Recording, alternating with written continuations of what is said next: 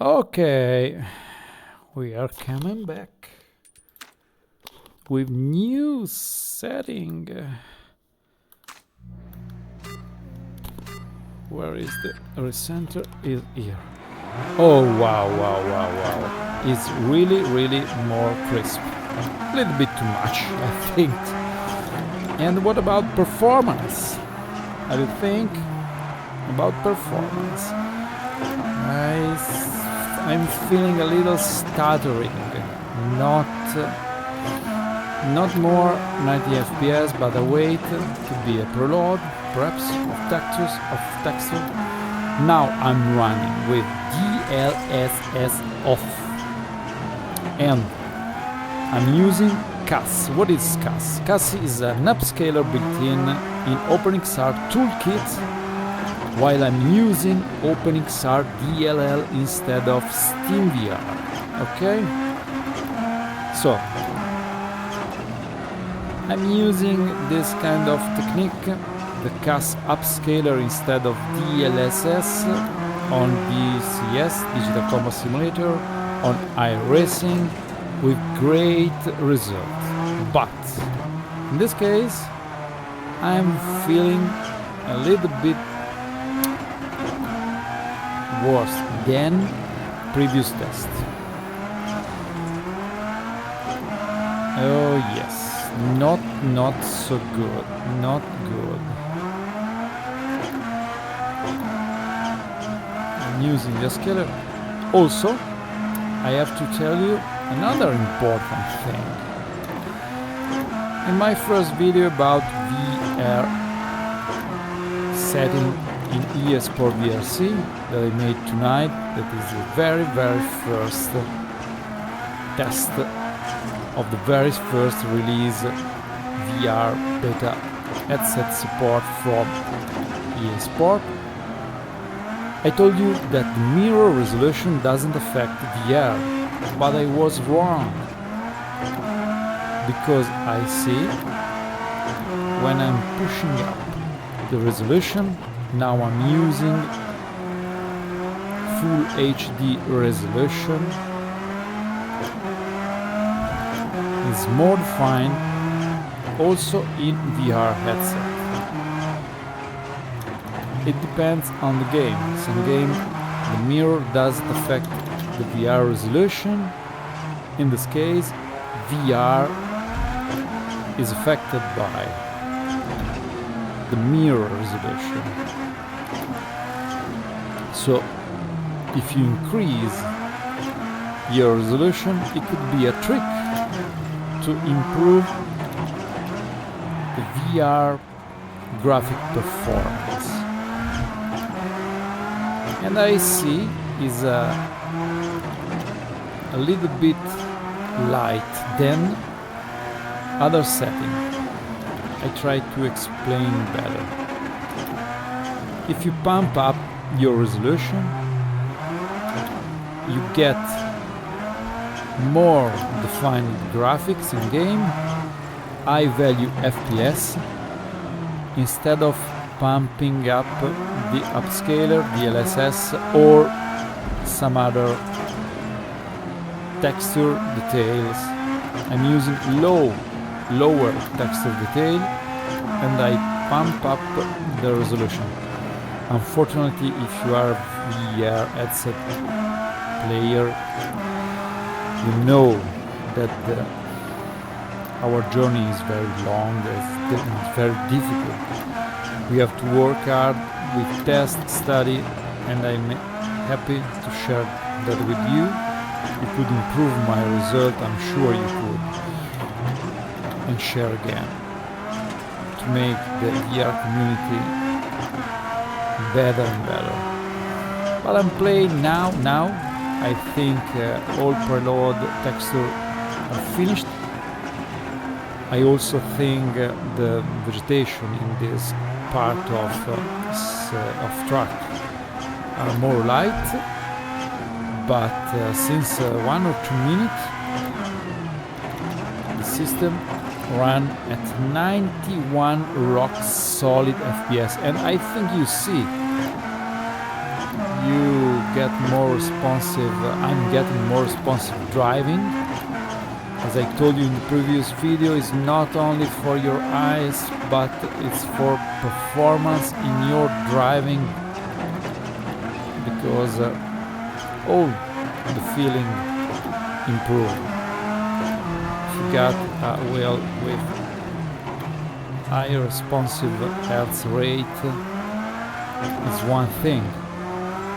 If you got high value FPS, is another thing that match with your reaction speed on your hands. So it's important for me.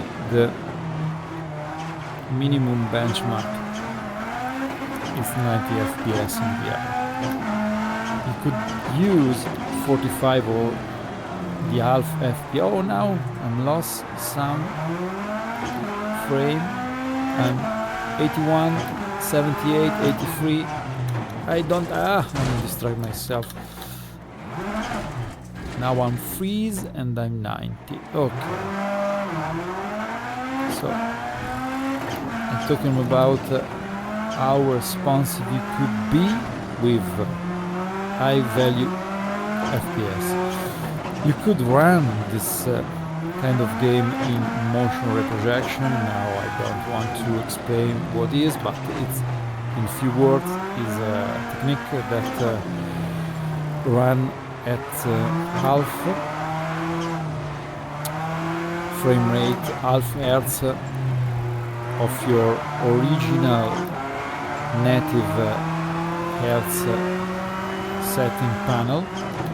For G2 is 90 hertz native, so motion projection is 45, and with some kind of interpolation the system tried to guess the middle frame, a fake frame, and generate a fake frame. One is real, one is fake. And also if it is a fake frame, it works great, but for low responsive games. So I'm trying to make an example. If you are still low, like this, okay, now I'm low, I'm looking something still right now, it's okay, reprojection. If you need some speedy reaction, some dynamic driving, or in DCS, Digital Combat Simulator, in flight is like a dogfight, when you need to get some movement, fast reaction, fast response in your movement, you need mandatory high FPS value. Is also more responsive.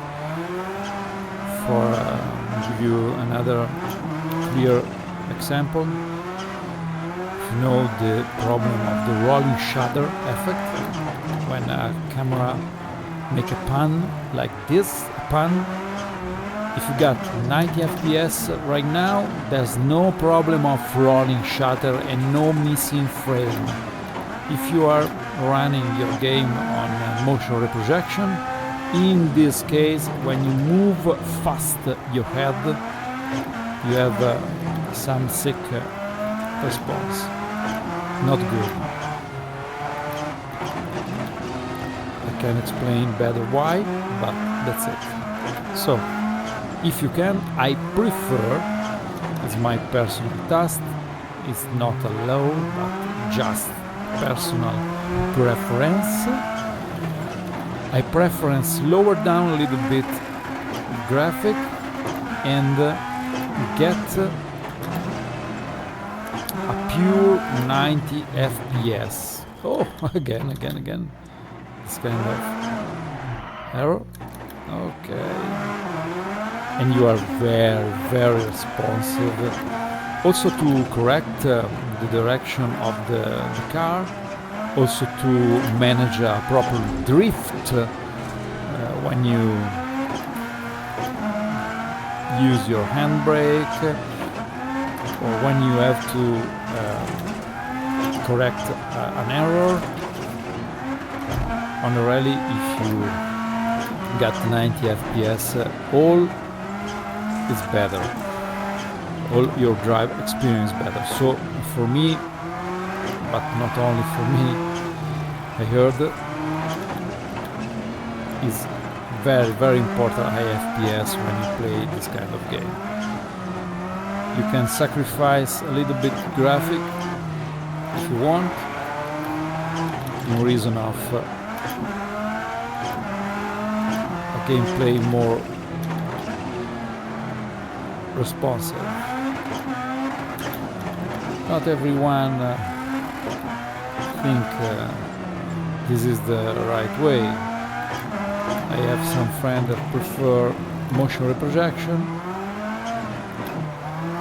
so do whatever you want, but bear in mind that your kind of drive in this kind of sim is strictly connected with the FPS value you are running your kind of sim. Not strictly connected with my performance. I'm not a good driver, you know. I'm worst when I'm talking, but I hope I will help you with all this information. And leave me in a comment if you got some better idea. This is the VR headset support on day 1 beta in Dirt 2. Codemaster use outsourcing to realize VR support. In this case, the team has developed all this kind of feature inside of Codemaster eSports. So cheers for the team, and we have to be a little more patient. If not, all the headset brand work fine, and I hope really could be improved in the future. Oh, but it is great and it's more funny.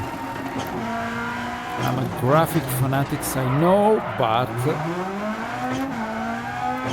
I'm ready to sacrifice some graphics in reason of performance. And this is performance. Oh guys, thank you for following me in this video. I hope you appreciate. If you appreciate, give me a like, please. It's free, and for me it's very important. And subscribe to the channel if you're not yet subscribed. Thank you again, and see you to another video.